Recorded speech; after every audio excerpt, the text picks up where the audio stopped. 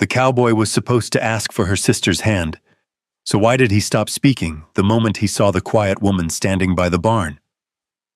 A plate slipped from Ruth Holloway's hands and rattled across the floorboards. Nobody moved. The fire popped in the stove. Snow tapped softly against the window. Across the dinner table, Luke Grayson stood with his hat in one hand and his eyes fixed on her. Violet's smile vanished. Edgar's coffee cup froze halfway to his lips. Then Luke said 6 words that made the entire room fall silent. Ruth felt the cold from outside somehow find its way into her chest, and what happened next made even less sense. Before we go on, tell me where you're watching from and whether you would have stayed or walked away. Winter arrived early in Silver Basin. The first hard frost settled across the valley before Thanksgiving. Thin sheets of ice clung to the water troughs. The gray mountains beyond town looked closer than usual, their peaks hidden behind low clouds moving in from the north. At Holloway Ranch, everyone was busy preparing for an important visitor. Martha Holloway stood in the kitchen directing work as if a governor were coming. "Violet, wear the blue dress. The one with the lace?" "The blue one," Martha repeated. "Mr. Grayson isn't riding all the way out here to look at flour sacks." Violet smiled and disappeared toward her room. No one asked where Ruth was. Ruth Holloway was outside. She stood beside the north barn with her sleeves rolled above her wrists despite the cold. A lame sorrel gelding shifted nervously beside her. One front hoof rested awkwardly above the frozen ground. The horse belonged to a neighbor. The neighbor trusted Ruth more than the local farrier. Ruth crouched carefully and lifted the hoof. A loose stone was wedged deep near the frog. "There you are," she murmured. The gelding tossed its head once but settled when her hand moved along its neck. A few moments later, the stone dropped into the dirt. The horse immediately put weight back onto the leg. The owner let out a breath. "I knew it was something simple." Ruth smiled faintly. "Simple once you find it." The man handed her 2 coins. She accepted only one. "You need feed more than I need extra money." The man shook his head. "You always do that."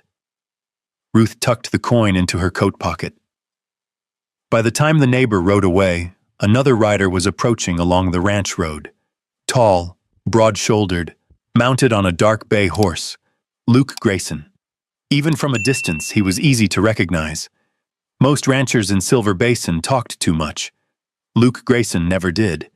His ranch sat several miles west beyond the creek crossing.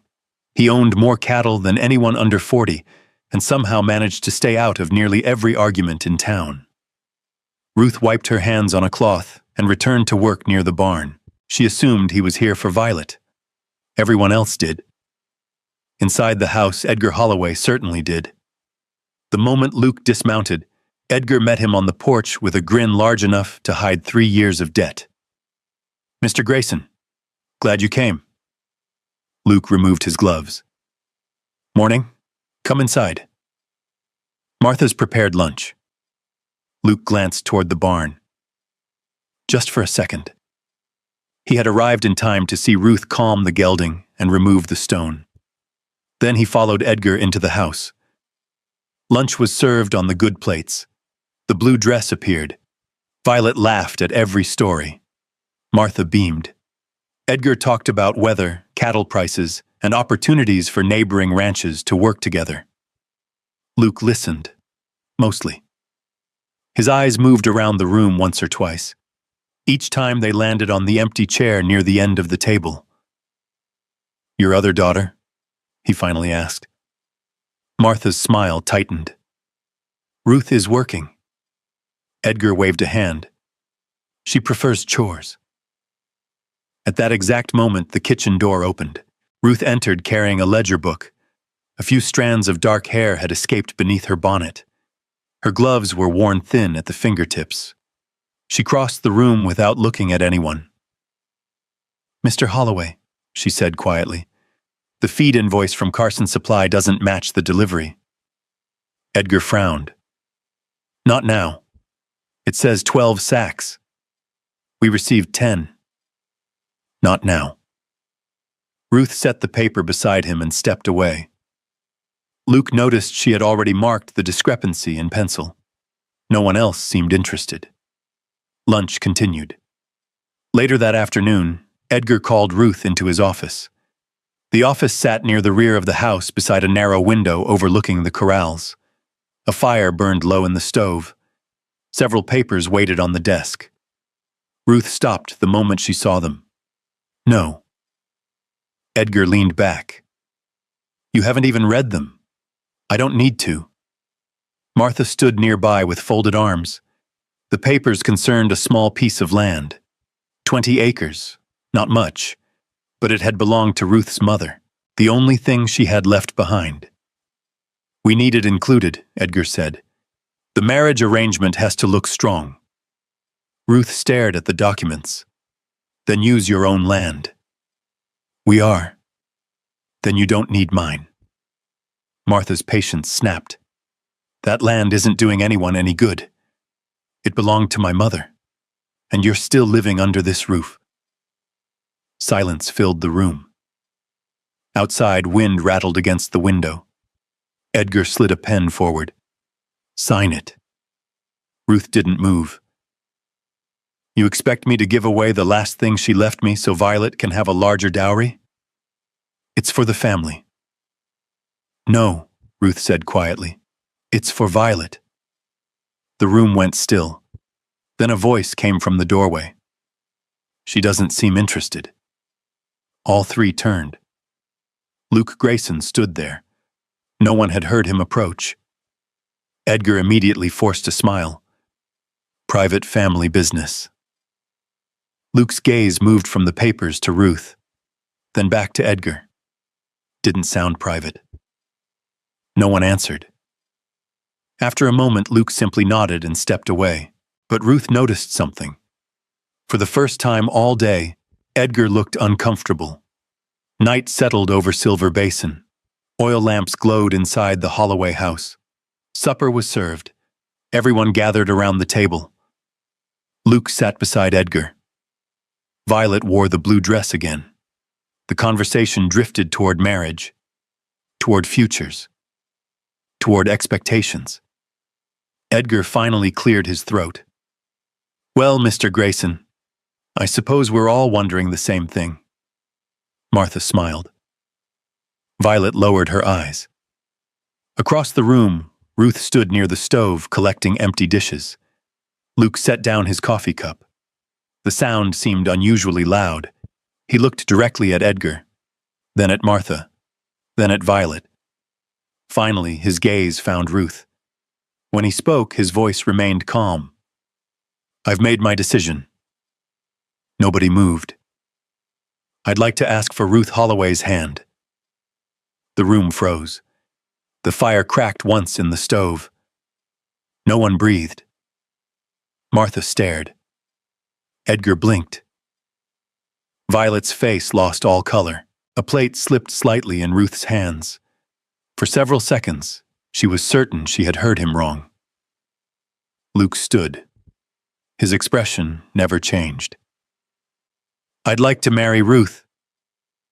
The silence that followed felt larger than the valley itself, and Ruth looked at Luke Grayson as though he had just spoken the most impossible words she had ever heard. No one moved. The lamp on the side table flickered once. Outside, wind pushed against the house. Then Violet stood up so quickly her chair scraped across the floor. What did you say? Luke remained calm. I said I'd like to marry Ruth. Martha's face went pale. Edgar looked as if someone had knocked the breath out of him. You came here for Violet, he said. I came here to discuss marriage. That is Violet. No, Luke answered quietly. It isn't. For the first time all evening, Ruth spoke. Mr. Grayson. Everyone turned toward her. You don't know me. Luke met her eyes. I know enough. The answer only made the room stranger. No one finished supper. Luke left shortly afterward. His horse disappeared into the darkness beyond the gate.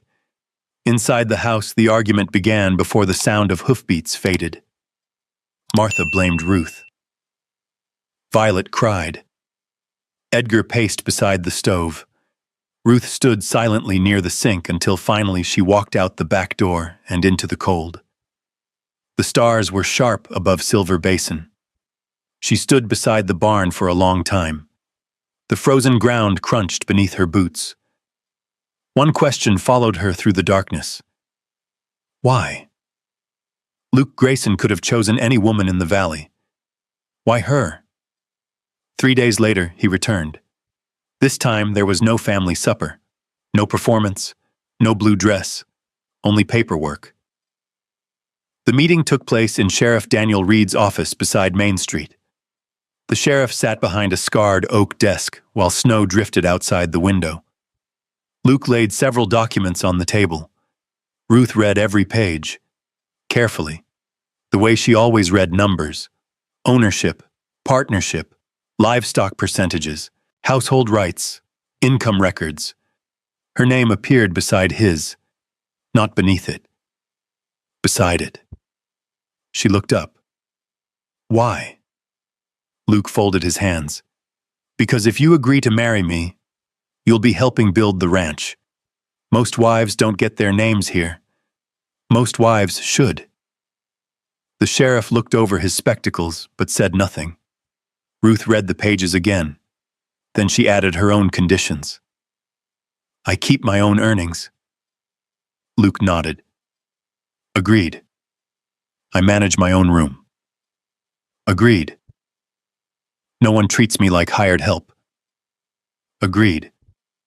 No hesitation. No bargaining. No irritation. Just agreement. That unsettled her almost more than an argument would have. 2 weeks later, they were married. The ceremony took place inside the small wooden church near the edge of town. Pastor Wilkins spoke softly. Snow rested along the church steps. A dozen people attended. No more. Violet sat with folded hands and never looked toward Ruth. Martha barely smiled. Edgar looked distracted, likely thinking about debts. Luke stood straight beside Ruth. When the ceremony ended, he simply offered his arm. Nothing dramatic, nothing grand, just a quiet gesture. Ruth accepted it. By sunset, they were riding west toward Grayson Ridge Ranch. The ranch sat against rolling hills beyond a frozen creek. Smoke drifted from the chimney. Several lanterns glowed warm against the gathering darkness. The house was larger than Ruth expected. Not extravagant, just solid. Built by someone who intended it to last.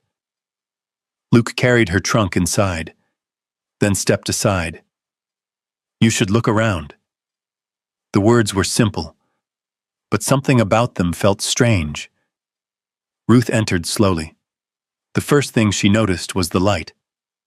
Morning light would pour through the eastern windows. The second thing she noticed was the desk. It stood beside that very window, a sturdy work desk, shelves above it, ledger space, ink storage, receipt hooks, the exact sort of arrangement she preferred when managing accounts. She stopped. Luke noticed. Something wrong? No. But she kept staring. Later, she found the stable. The lower gate latches were positioned slightly differently than normal ranch gates, easier for a shorter person to reach. The feed shelves were organized exactly the way she usually organized feed inventories.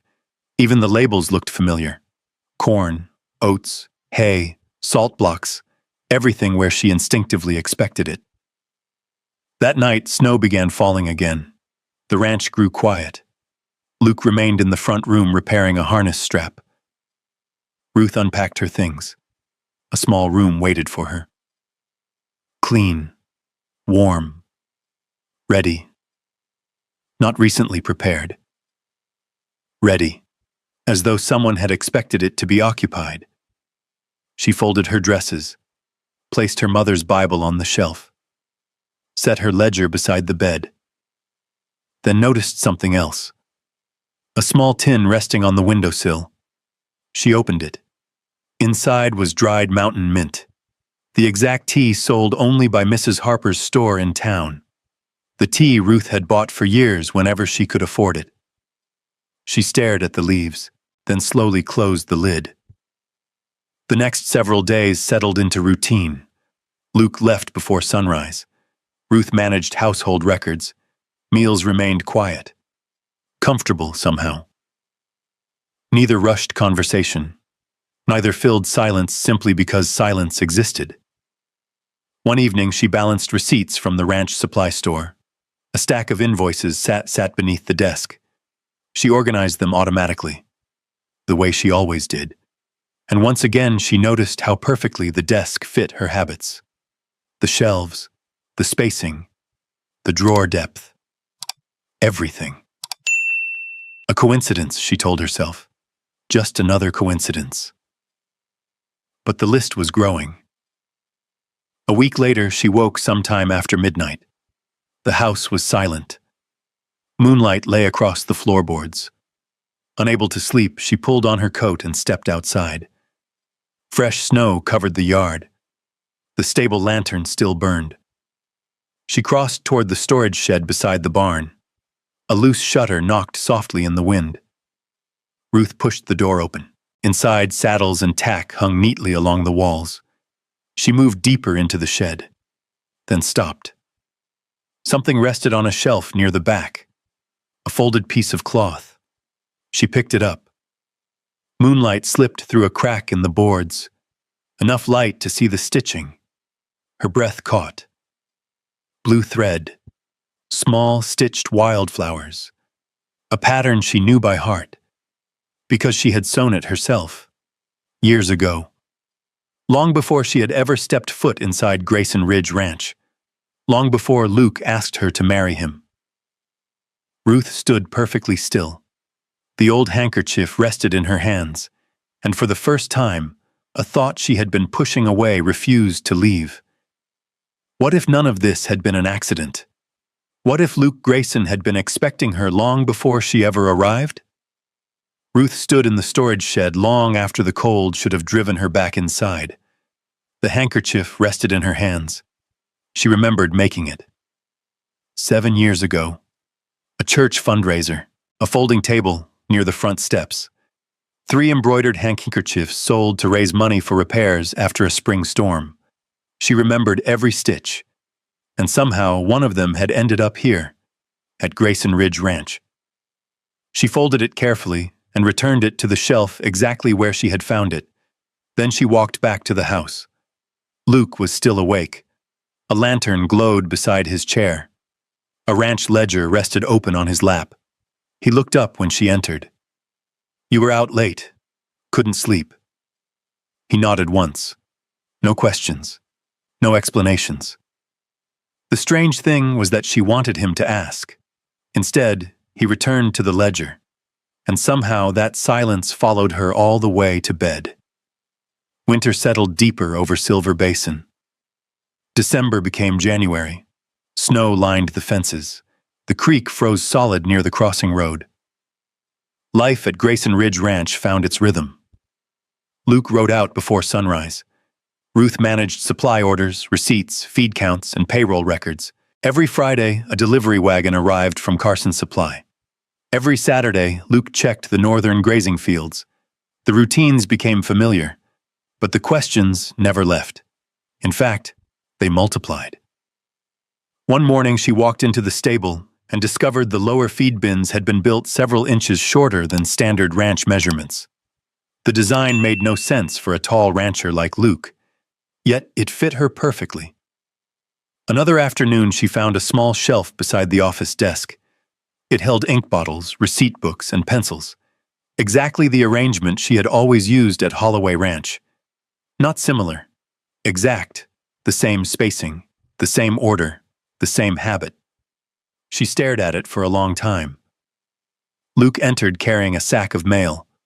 Something wrong? Ruth looked toward the shelf. Who designed this office? I did. When? A few years ago, the answer stayed with her, several years ago, long before she arrived, long before there was any marriage, long before there was even a possibility of marriage. She said nothing, but that night she wrote the date in her own notebook.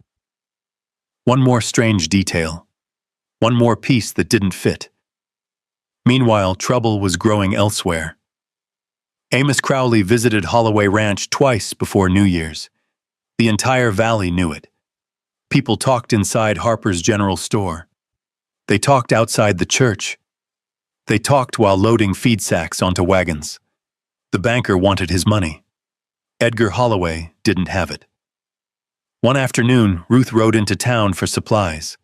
Snow crunched beneath the horses' hooves along Main Street. She tied her mare outside Harper's and stepped inside. The bell above the door rang softly. Warm air smelled of coffee, leather, and flour. As she gathered supplies, a familiar voice stopped her. Ruth. She turned. Violet stood near the fabric counter. The distance between them felt awkward now. Not hostile, just unfamiliar. Violet hesitated, then looked away. Father says Crowley's coming again. Ruth nodded. I'm not surprised. Neither spoke for several seconds. Then Violet said something unexpected. Luke used to be around more than I realized. Ruth looked up. What do you mean? Violet shrugged. I've been thinking. She adjusted her gloves. 5 years ago, when you worked at Mrs. Turner's boarding house, he stopped there often. Ruth frowned. He traveled through town. Maybe. Violet looked toward the snowy street. Then there was the church auction, the harvest fair, the school fundraiser. One by one she named places, events, years. Luke had been present at all of them. Not constantly, not suspiciously, just often enough to notice. Ruth felt something stir uneasily inside her. That doesn't mean anything. No, Violet agreed quietly. But it's strange. For once, they both saw the same mystery. When Ruth returned home, she found Luke repairing a gate near the south pasture. Snow drifted around his boots. His sleeves were rolled despite the cold. He glanced up when she approached. How was town? Fine. The answer came too quickly. Luke studied her for a second, then returned to the gate. Neither said anything more, yet Ruth felt increasingly aware of him. Not because of what he did, because of what he didn't. He never pushed, never explained, never volunteered information, and somehow that made everything harder. Late in January, a blizzard rolled through the valley. For 2 days, the ranch disappeared beneath wind and snow. Travel stopped. Work moved indoors. On the second afternoon, Ruth decided to organize a storage cabinet in her room. The room had begun to feel familiar, almost too familiar, as though she belonged there. That thought bothered her enough that she opened every drawer, every shelf, every cabinet. By evening, she found something tucked behind a stack of old account books, a folded sheet of paper, yellowed with age. She unfolded it and froze. It was a drawing, not a sketch of the ranch, not a map, a room, her room, the exact room she occupied now. The eastern window, the bed, the desk, the shelves, even the placement of the lamp. Every detail matched. At the bottom corner sat a date. 4 years earlier. 4 years before their wedding. 4 years before she had ever stepped inside Grayson Ridge Ranch. Snow rattled against the window. The room suddenly felt very quiet. Ruth stared at the drawing, then slowly looked around. The room had not been prepared after the marriage. It had existed long before. Waiting. The realization settled over her like the winter storm outside. She folded the paper carefully and slipped it into her pocket. The next morning, the blizzard finally passed. Sunlight returned. Snow sparkled across the valley. Luke left early to check damaged fences. Ruth carried the drawing with her all day. By afternoon, she found herself wandering through the ranch buildings, looking, searching, not entirely sure for what. The stable, the office, the supply shed, then the old tack storage building near the back pasture. She stepped inside. Dust floated through narrow shafts of sunlight. Rows of saddles hung from wooden racks, blankets folded neatly, tools arranged along the wall. Her eyes moved slowly across the room, then stopped, near the far corner, behind a row of hanging tack. A narrow wooden seam interrupted the wall, almost invisible. Almost. Ruth walked toward it, reached out, and brushed her fingers across a hidden latch. A small door, built directly into the wall. A door she had never noticed before. A door that should not have been there. And somehow she knew with complete certainty that whatever waited behind it would answer questions she was no longer able to ignore. Ruth stood alone in the old tack building. The ranch was quiet. Somewhere beyond the hills, Luke was still searching for a small group of cattle that had broken through a drifted fence line after the blizzard. The hidden latch felt cold beneath her fingertips. For a moment, she simply stood there. Then she pulled. The narrow door opened inward with a soft scrape. Dust drifted through a beam of winter sunlight. The space beyond was small, barely large enough for a person to stand upright. A short stairway climbed into a loft hidden between the outer wall and the roofline. Ruth hesitated. Then she stepped inside. The air smelled faintly of cedar and old paper. At the top of the stairs sat a wooden chest. Nothing fancy. Just solid cedar boards with iron hinges worn smooth by time. The chest looked old, older than some of the buildings in town. Ruth knelt beside it. Her heartbeat sounded unusually loud in the silence. The lid was not locked. That surprised her more than anything. Slowly, she lifted it. For several seconds, she forgot to breathe. Inside lay a collection of small things. Not valuables, not money, not land deeds. Things, ordinary things, important only to someone who understood them. On top rested a faded blue ribbon. Ruth picked it up carefully. The ribbon had once belonged to her. She remembered losing it at the county fair nearly 9 years earlier. She had searched for it half the afternoon before finally giving up. Yet here it was, folded neatly inside Luke Grayson's chest. Beneath it sat a small piece of paper. Ruth unfolded it. A date. Nothing more. Just a date written in careful handwriting. June 14th, 1879. Her mother's death. Ruth sat very still. No one outside the family had known that date. Very few people inside the family remembered it. Yet Luke had written it down. Below the paper were several notebooks, not journals, observations, small entries, short notes. One page mentioned seeing Ruth repair a broken wagon wheel after church. Another described her helping Mrs. Turner unload flour sacks during a rainstorm. Another recorded how she had spent nearly an hour calming a frightened colt during a lightning storm. The notes were simple, never intrusive, never possessive, just observations, the way someone might write down stars they noticed in the night sky. Then she found the letters, 7 of them, each folded carefully, each dated years apart, none sealed, none mailed. Her hands trembled slightly as she opened the first. The handwriting was unmistakably Luke's. The date at the top read, September 1877, 9 years earlier. The letter was short. He wrote about a county fair, about a girl standing near a pie stand, about a child who dropped a pastry into the dirt. Everyone else walked past. The girl stopped, knelt, helped the child, bought another pastry with her own coin, then disappeared into the crowd. The final line read, I don't know her name, but I hope life is kinder to her than this world usually is. Ruth stared at the page. She remembered that day. She remembered the little boy crying. She remembered the pastry. The second letters came 2 years later. The third after that. Each one carried fragments of her life. Nothing dramatic, nothing exaggerated. Moments, tiny moments, the kind most people never noticed. Luke had noticed. One letter described seeing her walk home alone after dark, carrying feed sacks she could barely lift. Another mentioned watching her repair fence posts while 3 grown men stood arguing nearby. Then came a letter dated shortly after her mother's death. Only 3 lines.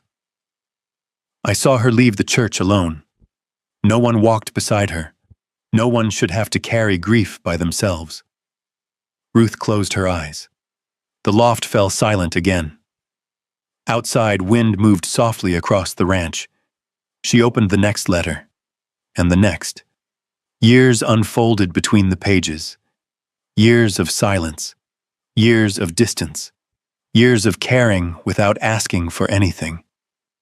Not once did Luke write about claiming her. Not once did he write about deserving her. Not once did he write about being owed anything. He simply noticed and remembered. The final letter was dated only months before he arrived at Holloway Ranch. The handwriting seemed steadier, more certain. It ended with a sentence that left Ruth staring at the page long after she finished reading. If she ever needs a place where she doesn't have to fight for her right to stand there, I hope I have the courage to offer it. Ruth lowered the letter slowly. The winter sunlight had shifted across the floorboards. Hours had passed. She hadn't realized it. For a long time she sat beside the open chest, not crying, not angry, not even confused anymore, just quiet. Her entire life looked different now. Every lonely year, every difficult season, every time she believed no one saw her, someone had. Someone had been paying attention all along, not loudly, not selfishly, just steadily. The realization settled over her like fresh snow. Soft, heavy, impossible to ignore. By the time she climbed down from the loft, dusk had begun gathering over the ranch. Lantern light glowed from the house. Luke's horse stood near the stable. He was home. Ruth looked toward the warm light spilling from the kitchen windows, then down at the first letter still resting in her hand. For a moment, she considered returning everything to the chest and pretending she had never found it. Instead, she folded the letter carefully, carried it across the yard, opened the kitchen door. Luke sat at the table drinking coffee from a worn tin mug. He looked tired from the long ride. Snow still clung to his coat. When he saw her, he set the mug down. Neither spoke. The room felt smaller than usual. Ruth crossed the floor, reached the table, and quietly placed the first letter in front of him. Then she stepped back. Luke looked down at the page. His face changed. Only slightly. But enough.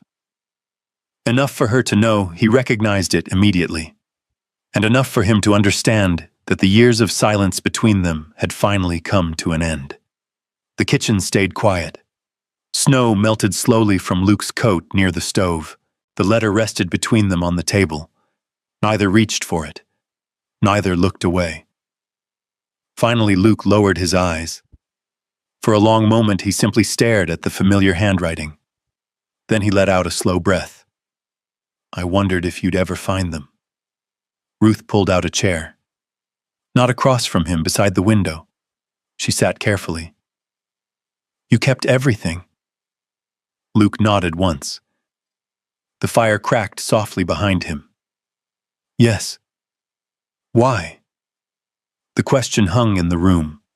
Not angry, not accusing, just honest. Luke looked toward the dark glass of the window. Beyond it, the ranch sat buried beneath winter. The corrals, the stable, the frozen pasture, all of it silent. When he finally spoke, his voice was low, because they mattered. Ruth waited. He folded his hands together. I didn't think I mattered to you. The honesty of it surprised her. More than the letters, more than the hidden room, more than 9 years of quiet observations. Luke Grayson had never seemed uncertain about anything. Yet here he was, looking like a man carrying something fragile. I saw you at the county fair, he said. Ruth smiled faintly. The pastry. The pastry. For the first time since she'd known him, she saw the edge of a smile appear. Small. Gone almost immediately. You remembered? I remembered the boy crying. I remembered you helping him. The room settled again. Comfortable. Not easy, but real. Ruth looked down at the letter. Why didn't you say something? Luke was quiet. Long enough that she wondered if he would answer at all. Then he did. I didn't want to become another person deciding things for you. She looked up. His eyes met hers. Steady. Open. You spent most of your life with people telling you what your future should be. His gaze shifted toward the fire. Your father. Your mother. People in town. He paused. I didn't want to be one more voice doing the same thing. The words landed gently, yet they struck harder than anything else, because they were true. For years, she had been told where to work, what to give up, what she owed, what she should accept, what she should sacrifice. Luke had never asked for any of it. Not even now. The silence stretched. Then Ruth asked the question she had been carrying since she opened the chest. Were you waiting? His answer came immediately, yes. No explanation, no attempt to soften it, just truth, yes. Something inside her loosened, not all at once, slowly, like ice breaking apart at the end of winter. Outside, February moved toward March. The valley began changing. Snow retreated from the lower hills. Mud returned to the roads. The creek started running again. Life moved forward. And so did trouble. Amos Crowley arrived at Holloway Ranch with new papers, new demands, new deadlines. Within days, everyone in Silver Basin was talking. Some claimed Edgar Holloway would lose everything before Springs. Others said Crowley already had buyers waiting. One afternoon, Sheriff Daniel Reed rode out to Grayson Ridge Ranch carrying a leather satchel. Ruth met him on the porch. Sheriff, Mrs. Grayson. He removed his hat. There are concerns about the Holloway debt records. Ruth's attention sharpened immediately. What concerns? Daniel handed her several documents. Numbers don't line up. That evening she sat at the eastern desk. Receipts, payment ledgers, interest calculations, loan extensions, page after page, hour after hour. Luke brought coffee once, then another cup later. He never interrupted, just left the mug beside her elbow and returned to his work. Near midnight, Ruth stopped turning pages. Her eyes narrowed. Then she checked the figures again and again. The mistake wasn't a mistake. It was deliberate. One payment had been recorded twice. Another had vanished entirely. Interest had been added against money already paid. She reached for a fresh sheet of paper. By sunrise, she had the answer. Crowley wasn't collecting a debt. He was creating one. 3 days later, the matter reached the sheriff's office. Crowley arrived confident. Edgar arrived nervous. Martha looked exhausted. Violet sat quietly near the wall. Luke stood beside Ruth. Not in front of her. Beside her. Exactly where he always stood. Sheriff Reed reviewed every page, every receipt, every signature, every date. The room grew quieter with each passing minute. Finally, the sheriff closed the final ledger. Mr. Crowley, he said, you've got a problem. Crowley's face changed. Only slightly, but enough. Enough for everyone to see. The investigation lasted another week. By the end of it, The fraudulent charges were removed. The land remained with the Holloways. Crowley lost his claim. For the first time in years, Edgar Holloway looked at Ruth without taking her for granted. They stood outside the sheriff's office beneath a bright March sky. "I should have listened to you," he said quietly. Ruth looked toward the mountains. The wind moved gently through town. People crossed Main Street carrying feed sacks and supplies. Life continued. "I know," she said. That was all. And somehow it was enough, because she no longer needed anything else from him. Spring arrived slowly. Green returned to the valley. The eastern window filled with sunlight again. One morning, Ruth came downstairs and found a new bookshelf standing beside her desk. Smooth pine, carefully built, wide enough for every ledger she owned. Luke was outside repairing a gate. He never mentioned the shelf. She never mentioned noticing it. Some things no longer needed explanation. A week later, she found a folded piece of paper on the desk. Not hidden, not locked away, just waiting. She opened it. One sentence. Written in the same careful handwriting she now knew by heart. "I never stopped hoping you'd walk through that door." Ruth sat very still. Sunlight warmed the edge of the paper. Outside, a meadowlark sang somewhere beyond the pasture fence. After a while, she stood, walked upstairs, opened the cedar chest. The letters remained exactly where she had left them, but this time she did not place the new note inside. Instead, she carried the entire chest downstairs, set it in the center of the living room, out in the open. No secrets, no hidden rooms, no locked doors. When Luke came inside later that afternoon, he noticed it immediately. His eyes moved from the chest to Ruth. Neither spoke, neither needed to, because for the first time in nearly a decade, there was nothing left unsaid. That evening, they sat beside the eastern window. The valley stretched before them. Green grass moved beneath the spring wind. The mountains stood blue against the fading sky. Ruth folded her hands in her lap. Luke rested back in his chair. No ceremony, no dramatic declarations, no grand ending. Just two people watching daylight leave Silver Basin. One of them had spent years believing she had been overlooked. The other had spent years believing he could only care from a distance. Both had been wrong. And as the last light settled across the valley, Ruth Holloway finally understood something she had never allowed herself to believe. She had not been left behind. She had been chosen all along. And maybe that's the part of this story that stays with you long after the last scene fades. Not the letters, not the hidden chest, not even the years Luke spent carrying a quiet love he never tried to force into Ruth's life. It's the thought that somewhere along the way, Ruth stopped measuring her worth by who overlooked her.